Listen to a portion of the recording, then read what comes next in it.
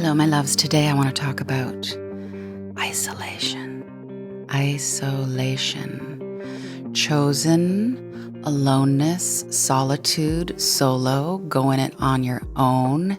Do not disturbness. Yeah? I have 10 reasons why we isolate. The reason I think this conversation is important is because there's a shadow side and a light side to isolation. I mean, shadow and light for everything. But isolation, unexamined, can turn into nervous system dysregulation. It can turn into darkness, disassociation, just, overall sadness. So why don't we examine it? All right, let's do it. First reason that we isolate, shame. We feel embarrassed, filled with shame, something to hide. Let me give you the definition of shaming. You know, I love my definitions of words. Here we go. A painful feeling of humiliation or distress caused by the consciousness of wrong or foolish behavior. I mean, wrong or foolish is a relative term, right? But a loss of respect or esteem, dishonor, usually for ourselves. A person, action, or situation that brings that loss of respect or honor. A regrettable or unfortunate situation or action. And again, regrettable and unfortunate is a relative term, and that can be shifted through perception. We'll unpack shame another day, but today, the clarity here that I'm offering is that one of the reasons we withdraw, pull back, isolate is because of shame. 2, we haven't yet found safe spaces to share our story. Haven't yet. Meaning the spaces are out there. Found, meaning it is our job to create conditions of healing for ourselves. And we have to seek out, intentionally seek out, safe, honoring, respecting, compassionate, loving spaces, groups, community, containers, also known as relationships, to share our story. Story is illusion, is truth, is lived experience that needs to be witnessed, shared, held. How do we do that? How do we find safe spaces to share our story? Think mastermind groups. I've just come out of a 2.5-day mastermind group with real overachievers in my vocational space and online, digital, personal wellness development, psychotherapy, psychology. And the depth of being seen with everybody's struggles with leadership and feeling the state of the world and technology and algorithms and all those things. The generosity, I mean, it's intimacy in a business context, incredibly healing. I sought out the safe space. I resisted for a long time finding a space because I thought those kind of spaces weren't safe. Safe spaces are friendships that are long-term and enduring, people who have been with you through the highs and the lows, who have witnessed and supported your change and believe in what's possible. You don't need to go telling yourself that they're too busy for you. People want to love you. Don't need to tell yourself that it's been so long since you've been in contact that no one's going to want to hear from you. Listen, love is timeless. Love transcends and unites us no matter what the circumstances, physical distance. You pay no attention to that. If you need someone, you reach out. Group therapy. Group therapy I would put in the category of things I've been highly reluctant to do. Because there's always the person. There's always that one person who just goes on and is not picking up what anybody else has been putting down. But we heal in group. It is in group that the ego tricks don't stand a chance. You cannot hide in group, and that's a good, uncomfortable, healing thing. And in group dynamic, there's always someone who has been through what you've been through, or who can at least sympathize, have compassion for what you're going through. It's in group that we increase our chances of flattening each other's learning curve. So you don't need to isolate. You can love yourself enough to seek out safe spaces to share your story. Third reason that we isolate. We're tired of living by somebody else's set of rules. So what are those kinds of rules? The rules of religion, of various kinds of moralities, and morality is subjective and objective.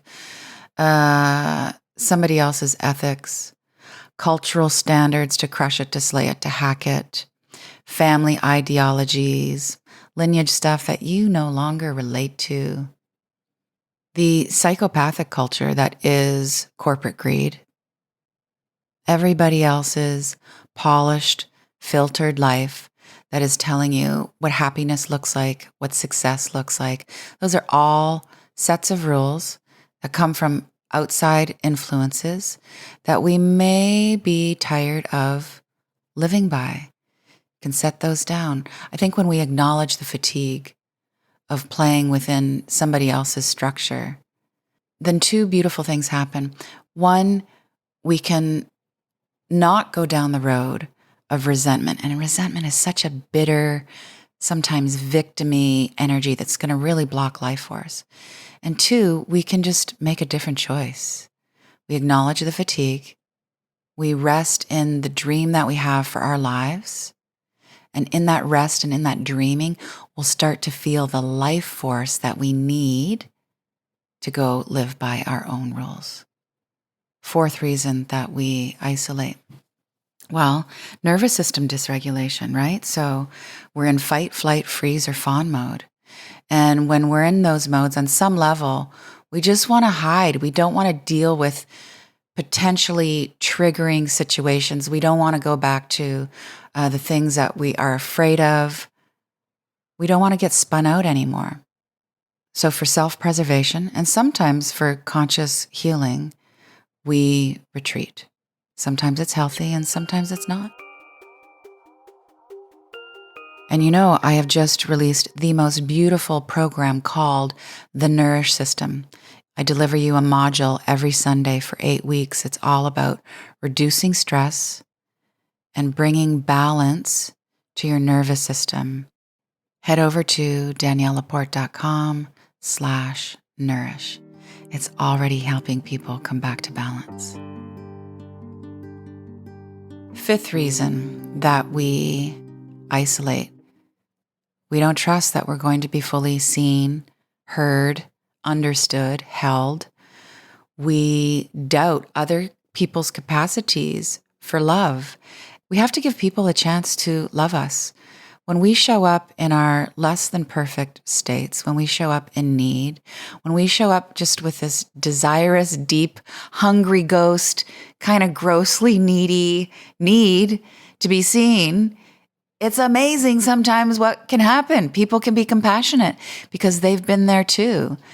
Or we can show up in our queenness, our kingness, our fullness, and know that it is a righteous, noble, natural human need to be fully seen and heard and understand, and most ideally, to be loved for what is seen and what is heard. And isn't all of that just the antidote? The isolation? Yeah, it is. Number 6. We're just maxed. More specifically, our emotional circuits are maxed. We're strained. We're in that place where big feelings of rage, of grief, of longing, of despair is confusing. We don't know how to process those things. One of the reasons we can't process it is because we haven't been trained. We don't have this emotional literacy that's woven into our psyche. I mean, emotional literacy, how to feel your feelings, how to name and know and be with your feelings should be taught in kindergarten class. But it isn't. In fact, so many of our social systems train us to numb out, and numbing out leads us to dysregulation. And dysregulation, again, being in fight, flight, freeze, or fawn mode, will incapacitate us from being aware of our emotions. And we will go into confuse. And then, when we're confused, what do? We isolate and we withdraw. Again, sometimes We can do that consciously and it's healthy. Sometimes not so conscious, it's reactive and it doesn't lead us to the path of healing. Number 7, we're just exhausted. We're exhausted by conflict. We're living in emotional, figurative, and literal war zones, internal, externals. Disagreements are unnatural in some ways, meaning, love has space for all the different polarities. Love dissolves the divide. And when we're so divided and polarized, it takes a lot of energy to maintain something that's unnatural. It's almost like polarization is a facade that we have to keep up.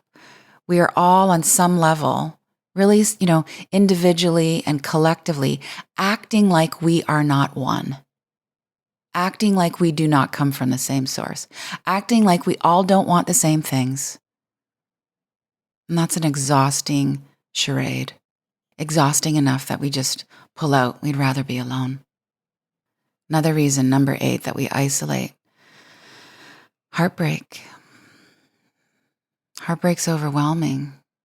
Overtakes all of our senses. Betrayal. Bring to mind when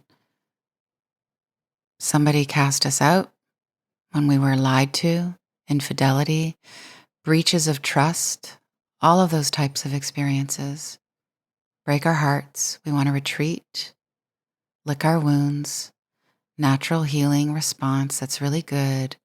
And then if we stay there too long and we don't get back into friendship, relationship, trusting the divine, then isolation brings us into the shadow side. Number 9, unresolved past hurts. So it's those lingering grudges, resentment that has not yet been resolved. Nothing like bitterness to put your life on do not disturb, right? So why don't we do this right now? Close your eyes if you can. Or if you're in motion, stay in motion. Just take a couple deep breaths. Focus on your heart center. Slow, steady, intentional breaths. Let your mind drop into the center of your heart and you become aware of this golden quality. Warm, friendly, luminous. And now ask a lingering grudge,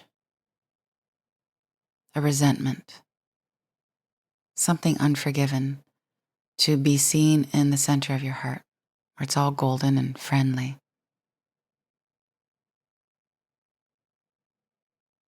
And what does that hurt, that pain, make you want to do?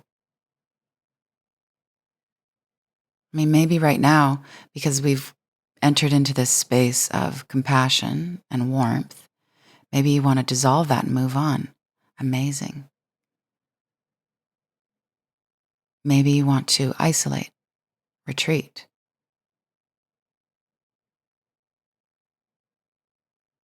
Just pour some light on the situation, whatever it is. Just let it rest in that unconditional warmth and lovingness. The center of you is the true you. We just brought the pain into your true nature, where everything can just relax. And it's through that relaxation that it can move into resolution, love, relaxation, resolution, connection. It's all the antidote to the shadow side of isolation. And take a deep breath. Breathe your eyes to open. Number 10, last one on the list. Why do we isolate? Because we're pooped. We're just tired. We're tired of being tired. We're under the weather. And those states, that run downness, that fatigue, it's just nudging us to recharge. Healthy isolation.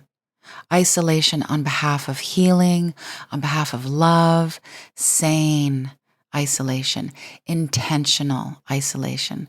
This is what I would call a balancing stress response. Balancing, you are being the antidote. Stress, there's going to be stress. There is tension, there is duality. This is how we learn. We learn through contrast. And responsiveness is, I'm awake to what's going on. I'm intentionally choosing. This is the opposite of a default stress reaction.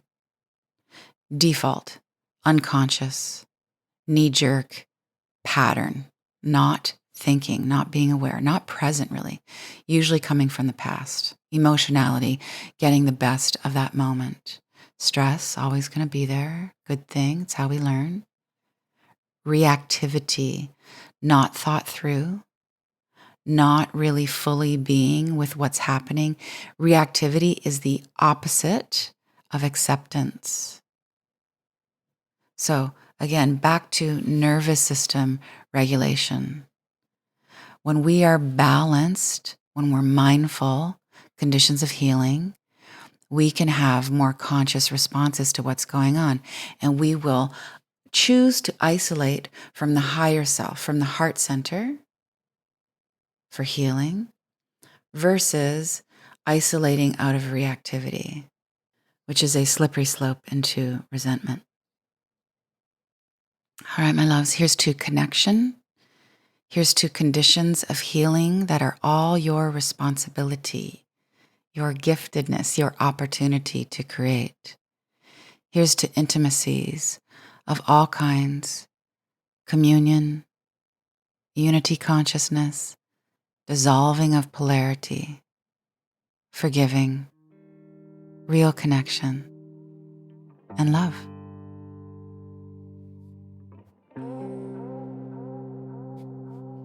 If you want to help the algorithm be trained into all those high vibrations, please leave a review. It's really helpful. Forward this episode to a friend who you want to connect with, or that friend who you know is isolating because you haven't heard from them in a while. And you don't want to bother them, and everybody's busy, but you know what? Love is never a bother. Reach out. I've got a love note for you. It's this poem. It's called Early Intimacies. If you head to daniellelaporte.com/love notes, got all these beautiful printables that are always free, that are ever accumulating for you. Here we go. Don't look away from my scars in order to be kind. I already know that you are kind. Instead, ask me how I got them, privately. I want you to know. I want you to know how I healed and where only you can touch me now. With love, Danielle.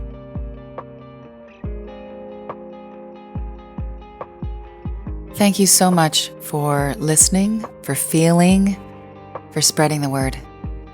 With love.